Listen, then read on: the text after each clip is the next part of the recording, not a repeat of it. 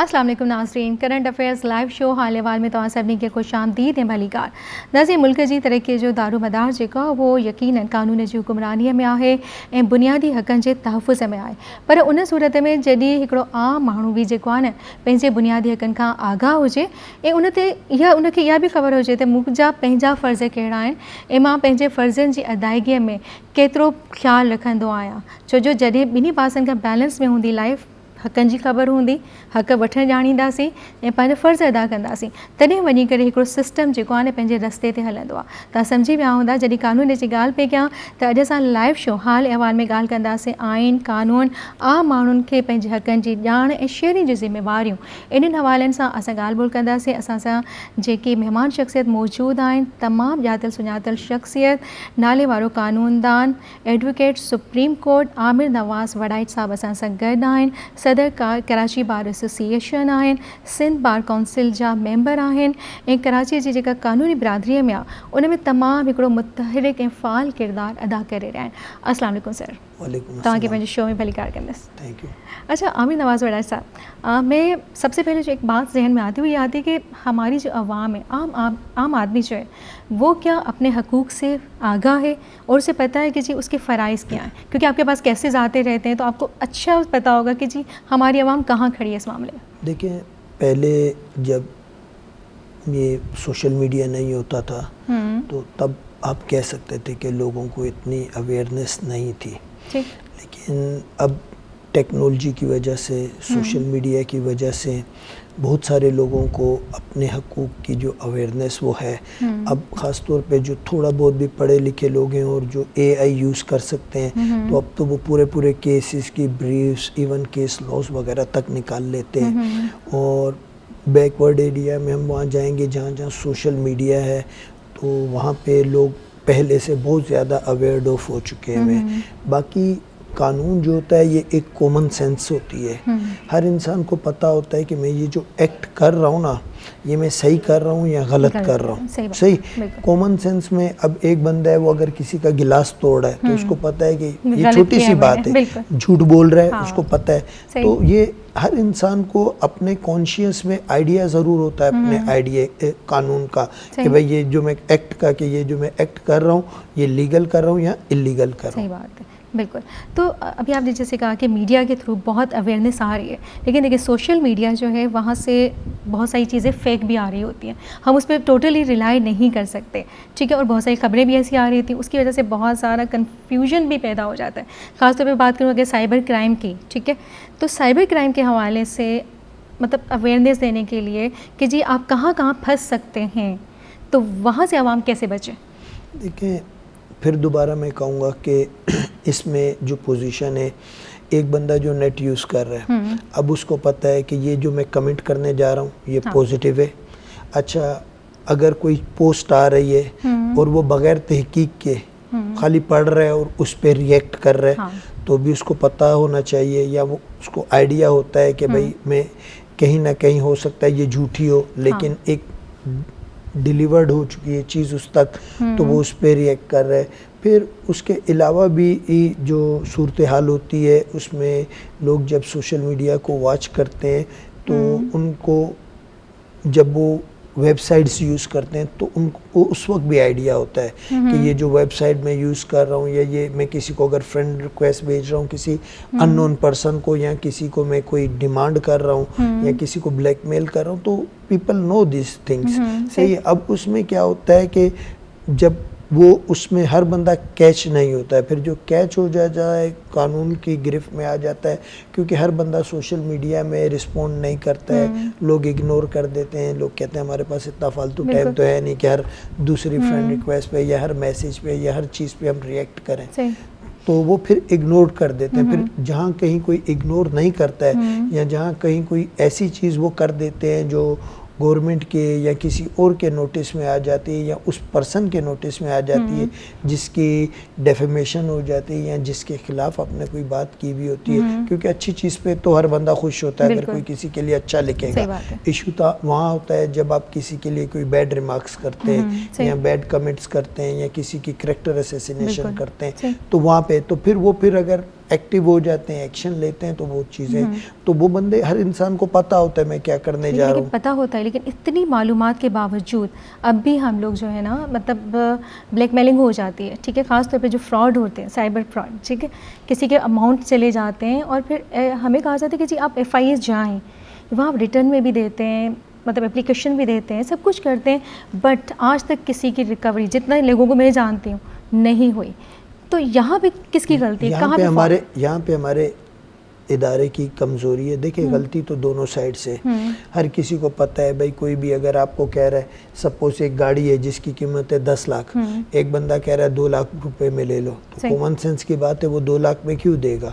एक फ्लैट है जिसकी कीमत है 5 करोड़, कोई कह रहा है ये 2 करोड़ में ले लो, कॉमन सेंस की बात है, वो क्यों करेगा? सही है। आपने कहीं ना कहीं, तो फिर जब वो ऑफर्स देते हैं कि भाई इतने पैसे दे दे तो ये हो जाएगा, तो आप इन चीज़ों में नहीं आएंगे। व्हाट्सएप हैक हो गया और पता चला कि बिल्कुल मैसेजेस आने शुरू हो गए, मैं फंस गया हूँ, मुझे पैसे भेजो। अब ये वाला, अब वो पैसे भेज दिए, पता ही नहीं आज तक पैसे किसी को नहीं मिले। ये वाली जो चीज़ है, इससे मैं भी एग्री करता हूँ, हो सकता है कभी हमारे साथ भी हो जाए किसी। सही। अब यहाँ हमारे डिपार्टमेंट जो उनसे वो कमज़ोर है, उसकी वजह ये है कि वो इंटरेस्ट नहीं लेते। सही।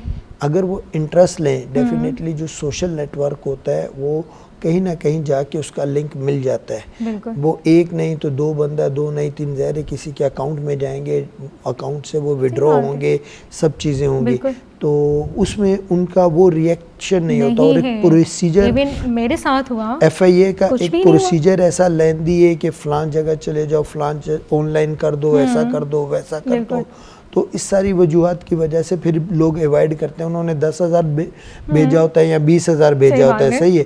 अब 20,000 के बदले में अगर उनको 20 चक्कर लगाने पड़ रहे, तो आज जो पेट्रोल का रेट है, तो 20,000 से ज़्यादा तो वो अपने पेट्रोल पे खर्च कर देंगे, तो वो क्यों उस चीज़ में जाएंगे? लेकिन देखिए, फिर इस तरह तो हम मतलब किसको सपोर्ट कर रहे हैं? हम उन लोगों को सपोर्ट करेंगे, जी ठीक है आप लोग ब्लैकमेल करते रहे लोगों को, हम उनको नहीं सपोर्ट कर रहे। मेरे कहने का मकसद ये है कि इस सारी चीज़ों में एक तो हमें खुद को केयरफुल होना पड़ेगा। सही है।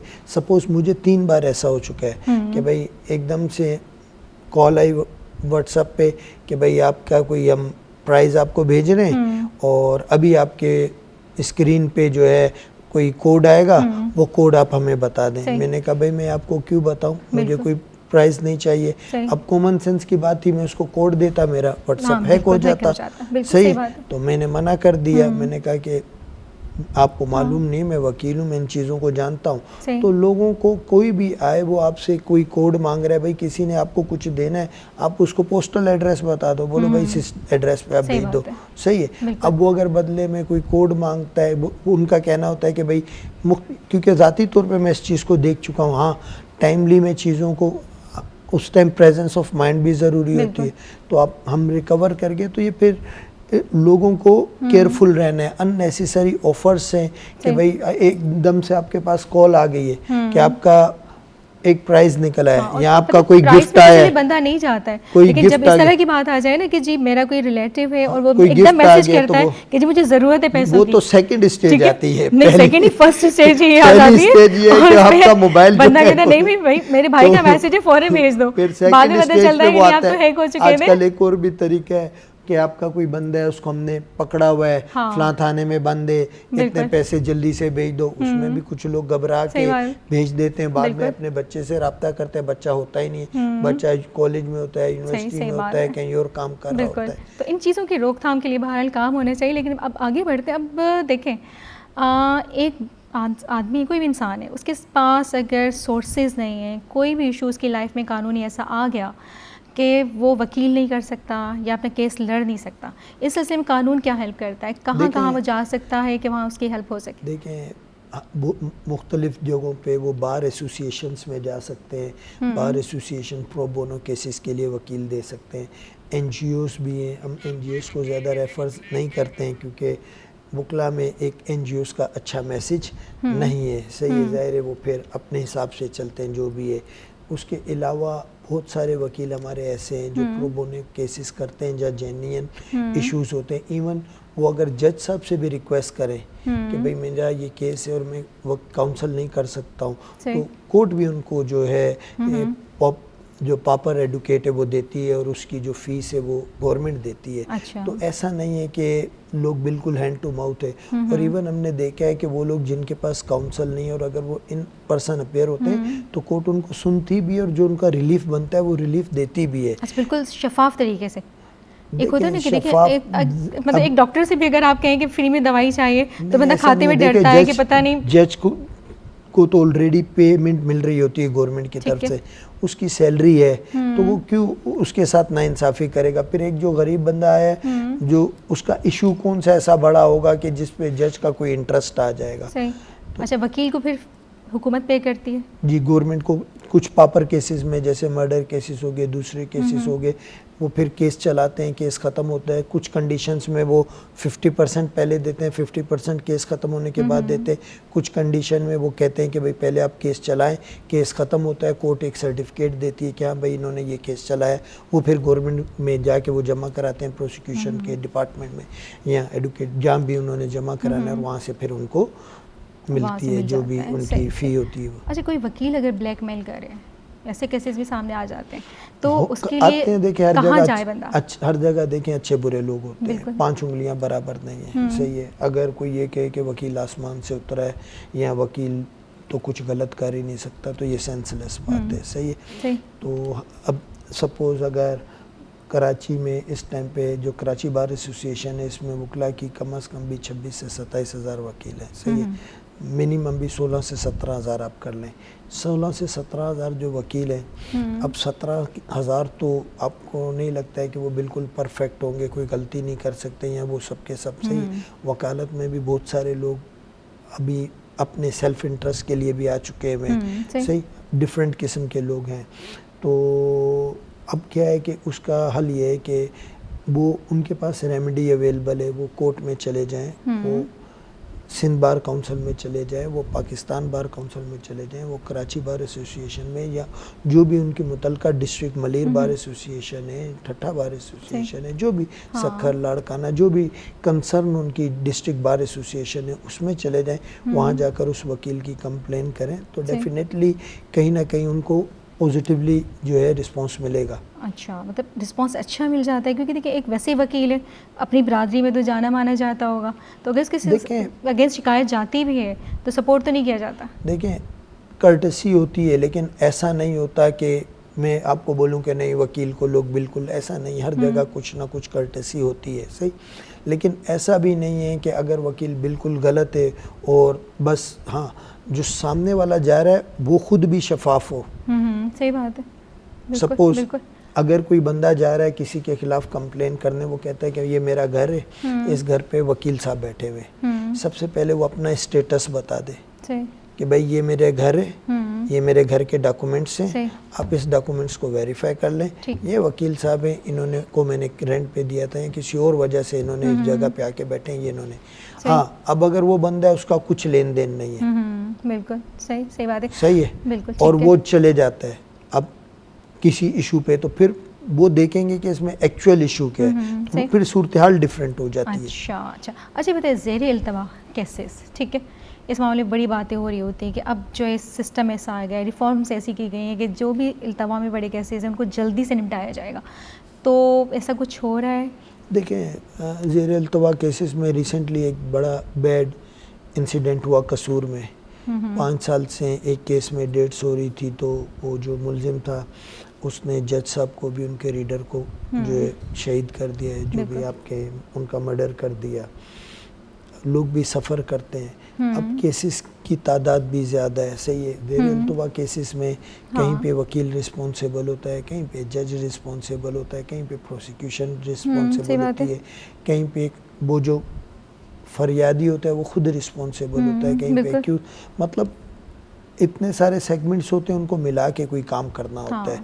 तो फिर वो एक बंदे पे अपनी रिस्पॉन्सिबिलिटी डाल सकते हैं। सबको अपना सेंस ऑफ रिस्पॉन्सिबिलिटी जो उनसे है वो करना पड़ेगा, उसका ख्याल करना पड़ेगा, और उसके बाद जाकर फिर तो अब ज़ेरे इल्तवा में बहुत सारे केसेस ऐसे होते हैं जिसमें मिसाल के तौर पे जो क्लाइंट्स होते हैं वो सेल्फ इंटरेस्टेड नहीं होते, समटाइम्स जजेस एशंस भी होते हैं, समटाइम्स में भी जज इंटरेस्टेड नहीं होते चलाने में, समटाइम्स वकील इंटरेस्टेड नहीं चलाने हुए होते, या सपोज हम जैसे बार पॉलिटिक्स में होते हैं, हम अपने इलेक्शंस में एंगेज हो जाते हैं, तो मे बी हमारी वजह से हो, हम एक बंदे को नहीं ब्लेम दे सकते कि इसका हल यही है कि भाई कोर्ट को थोड़ा सा सख्ती अगर कोर्ट करे, क्योंकि सबका जो हेड होती है वो कोर्ट होती है।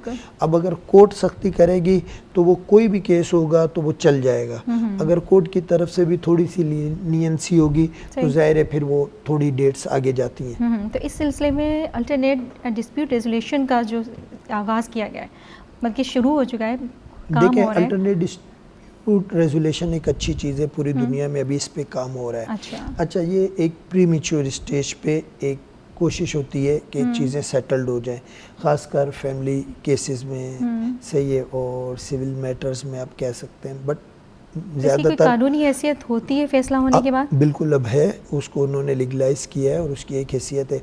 इसमें फ़र्क ये आता है, देखें एक बच्चा है, सपोज़ फैमिली केस है, मियाँ बीवी में झगड़ा हो गया, सही, अब इस सब में सफ़र कौन करता है? बच्चा सफ़र करता है, सही। अब इसमें 2-3 किस्म के इश्यूज़ होते हैं, एक होता है ख़ातून की मेंटेनेंस जो इद्दत पीरियड तक हो या उससे पहले जो सेपरेशन के पीरियड के दौरान हो, एक होता है डॉवरी आर्टिकल्स का, एक डोवर का होता है, बच्चे की मेंटेनेंस होता है, फ्यूचर मेंटेनेंस होता है, या और कोई जो भी कंडीशंस रखी हो वो होता है, सही। फिर फादर की तरफ से होता है बच्चों से मीटिंग का या बच्चों की कस्टडी का, सही है। रूटीन में ये होता है कि मदर जो है वो कस्टडी कैरी करती है, बाप की रिस्पॉन्सिबिलिटी होती है कि फाइनेंशियली उनको मेंटेन करें। अब इन केसेस में अगर केस चलते हैं तो वो एक लंबा टाइम लेते हैं कि भाई एक एप्लीकेशन आ रही है मीटिंग की, अब ईद पे मीटिंग, अब जो है छुट्टियों पे मीटिंग, अब बर्थडे पे मीटिंग, अब वीकली मीटिंग, मंथली मीटिंग, सही। फिर मेंटेनेंस दे रहे हैं नहीं दे रहे, इतने पैसे देने इतने नहीं देने, ये एक प्रोसेस चलता है। फिर पहले फैमिली में चलता है, फिर वो सेशन में, फिर हाई कोर्ट में, फिर वो सुप्रीम।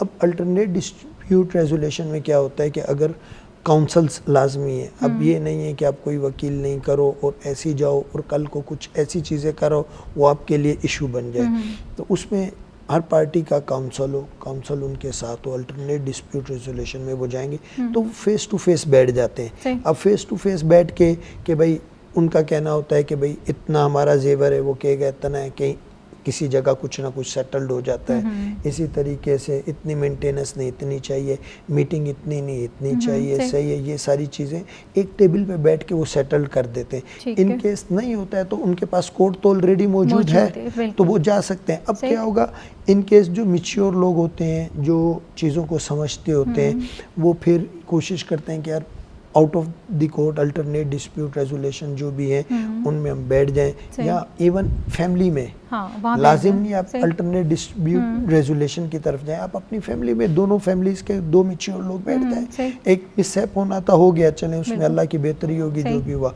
तो इस सारी सूरत हाल में ये है कि उससे एक तो ये होता है कि वो फैमिली को, ज़ाहिर बच्चे हैं कोर्ट में आएंगे, एक कोर्ट का अपना माहौल है, सही है, डेट्स पे जाएंगे आगे पीछे, यानी काफ़ी सफ़र करने से वो बच जाएंगे। हाँ, फिर वो खातून है वो आ रही हैं, उनकी अपनी भी ज़ाहिर आफ्टर डिवोर्स या सेपरेशन फिर खातून को भी काफ़ी केसेस में हमें देखने आया है कि उन्हें जॉब करनी पड़ती है, ज़ाहिर है उनको भी अपने एक्सपेंसेस या बच्चों के एक्सपेंसेस को कैरी करना पड़ता है, सही। तो उस सारी सूरत हाल में मेरे ख्याल से बेहतर है कि एक अटेम्प्ट हो जाए, नहीं हो तो कोर्ट तो मौजूद है ना, कोर्ट तो कहीं नहीं जा रही है। सही सही। अच्छा, हम बात करते हैं कानून की हुक्मरानी की, ठीक है। मतलब देखिए जराइम को कंट्रोल भी किया जाता है, जराइम दूसरी तरफ बढ़ते भी जाते हैं। अब उसमें जो हमें नज़र आता है ये था कि जी जिसने जुर्म किया बात आम तक पहुंच जाती है कि जी ठीक है ये जुर्म हुआ, लेकिन उसकी सज़ा का किसी को पता ही नहीं चलता। हमारे पास जो सज़ा का कानून है वो क्या इतना स्ट्रॉन्ग नहीं हो सकता, या इस्लामी कवानीन के हिसाब से नहीं हो सकता कि अगर चोर ने वाकई चोरी की है और उसका हाथ काट दिया जाए तो दोबारा चोरी नहीं करेगा। इसी तरह दूसरे मामलात भी हैं कि सख्त निज़ाम हो जाए, ऐसा निज़ाम हो जाए कि वाकई बंदा देखे कि हाँ ये मुजरिम था और ये सज़ा हुई, तो उसके बाद हम कितनी सारी चीज़ों को कंट्रोल कर सकते हैं, कितनी बेहतरी आ सकती है। इस सिलसिले में आपकी राय जानना चाहूँगी। देखें, सज़ा वो किसी भी एंगल में हो, पता ही लाजिम नहीं नहीं कि चलती। हाथ काटे जाए। ज़ाहिर शर्रा ने एक रखा है तो उससे अच्छी तो कोई चीज़ हो नहीं सकती। बिल्कुल। जो हमें कुरान बताएगा, जो हमें हदीस बताएगी, बिल्कुल। उसका अच्छा कोई हमारे पास नहीं हो लेकिन इसके सकता। बाद कोई चोरी ही सही। नहीं करेगा, उसे अब पता होगा चलें- मेरे साथ ये होना है। अब चलें फॉर द सेक ऑफ कि हमने एक अल्टरनेट वे रखा हुआ है, सही है, हम अपने इस्लामिक कानून को नहीं फॉलो करते कि वो सज़ा जो उनसी है और हम दूसरी सज़ा दे देते हैं, अल्टरनेट बिल्कुल। जो पनिश, अगर अल्टरनेट पनिशमेंट भी प्रॉपरली दे दी जाए। हाँ, लेकिन वो नज़र नहीं आ रही है। आपके देखिए ना, सामने देखें जिन इश्यूज पे गवर्नमेंट थोड़ा सीरियस एटीट्यूड शो करती है, उस पर एहतजाज शुरू हो जाते हैं। उसमें एहतजाज भी होता है, लेकिन उसमें आप देखेंगे कि आपको वो भी मिलेगी, प्रोग्रेस भी मिलेगी। जैसे आजकल ड्रग्स के इशू को है, हाँ, सही है, उस पे अगर गवर्नमेंट ने सीरियस लिया हुआ है, बिल्कुल। स्टेप लिया हुआ है। सही। अच्छा, अब इशू क्या आता है कि गवर्नमेंट सीरियस तब होती है जब ये आग उनके अपने घर तक पहुंचती है, सही बात है। लेकिन आम बंदे की तकलीफ में इनको उस लेवल पे ये सख्ती नहीं करते। सही बात है। सही, तो जहाँ भी गवर्नमेंट इंटरेस्ट लेगी, सही, और चीज़ों को, और जुडिशरी भी डेफिनेटली उसमें है, Involve होगी, तो बिल्कुल। वो अब हमारे यहाँ एक बड़ी मुश्किल और भी है। हमारे यहाँ मुल्जिम तो करता ही करता है, सही है, कि जो भी चोरी करे, डकैती करे, लेकिन जो विक्टिम होते हैं ना, ये भी अपना हक लेने में ज़्यादा इंटरेस्टेड वही नहीं कहते हैं, होते। इतना तवील मामलात हैं। सबसे देखिए, बड़ी बात अब हमारी सोसाइटी का प्रेशर। अब ये है ना, सेक्रीफाइस करना पड़ेगा ना। लेकिन देखिए, सोसाइटी भी तो नहीं बख्शती। अब सोसाइटी का क्या करें? सोसाइटी तो पता नहीं कब चेंज होनी है। सोसाइटी, अब मैं आपको एक बात बताता हूँ, मैं अक्सर कोट करता हूँ, मुझे, हम क्रिमिनोलॉजी कर रहे थे तो वहाँ पे किसी ने बताया कि हम डिस्कस कर रहे थे कि मेरा ख्याल है मलेशिया या कोई कंट्री है, वहाँ पे जो ट्रैफिक सिस्टम है वो तकरीबन मेरा ख्याल है 95% 96% करेक्ट है। सही, तो उन्होंने वहाँ से एक टीम बुलाई, बोला कि हमारा ट्रैफिक सिस्टम वीक है, तो आप आएँ, इस पे वर्क करें। तो वो आए, उन्होंने सर्वे किया, कराची, हैदराबाद, लाड़काना, लाहौर, इस्लामाबाद, पेशावर, कोयटा, बड़ी सिटीज़ का सर्वे किया। तो उन्होंने लिखा नो रूम फॉर इम्प्रूवमेंट। अच्छा, अब उन्होंने से पूछा क्यों, उन्होंने कहा हमारे वहाँ 90+ लोग सही हैं, 92-93% लोग सही हैं, 7 या 8% लोग ख़राब हैं, सही है। अब 92% लोग जो उनसे है वो 7-8 को क्रैक कर सकते हैं।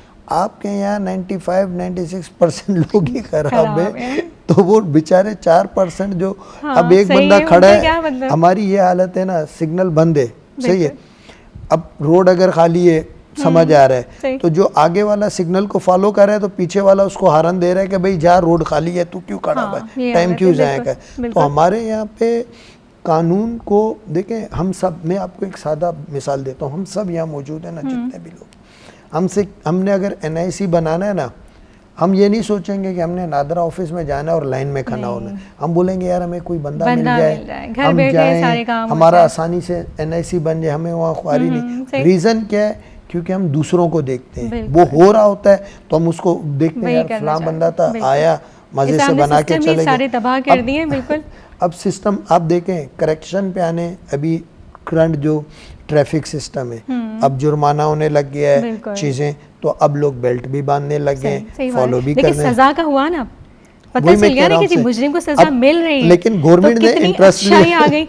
इसी तरह हर मामले में अगर सजाएं सरेआम दी जाएं तो लोग, मेरा ख्याल है, काफी हद तक गवर्नमेंट का जहाँ इंटरेस्ट आ जाता है ना, वहाँ फिर चीज़ें बेहतर हो जाती हैं। जहाँ गवर्नमेंट छोड़ देती है या चीज़ों पे थोड़ी लापरवाही करती है, फिर इशू। बस आखिर में चाहूँगी आवाम के लिए क्या मैसेज देना चाहेंगे?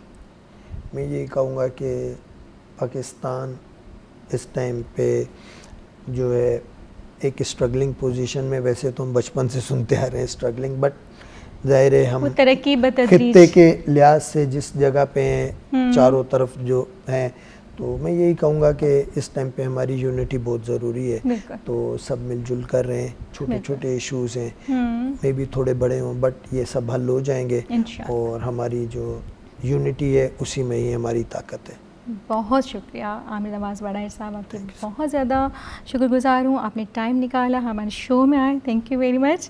ऐं नाज़रीन उहा ई ॻाल्हि आहे, आमिर नवाज़ वड़ाई साहब जेका ॻाल्हि कई त यूनिटी वाकई ज़रूरी आहे, पर यूनिटीअ सां गॾु कानून जी पासदारी, तव्हांखे टैक्स ॾियणी आहे, ठीकु आहे, टैक्स भरिणो आहे, टैक्स लाइ पाण वञिणो आहे, ईअं तव्हां मतिलबु जंहिं बि ज़िंदगी जो कमु हुजे उहो तव्हां नंढा शॉर्टकट्स ॾिसण जे बदिरां तव्हां अगरि रियलिटी में वञी करे उहे कम पाण फॉलो बि कंदो कानून खे, त पोइ ॾिसो त असां जेको चवंदा सिस्टम ख़राबु आहे, त सिस्टम जेको आहे असांजे पंहिंजे करे ख़राबु आहे, असां सिस्टम में ईंदा न आहियूं, अचणु न चाहींदा आहियूं, त कानून जी हुकुमरानी बि जेको आहे न असां पाण अगरि कानून खे फॉलो कंदासीं त कानून जी बालादस्ती बि थींदी।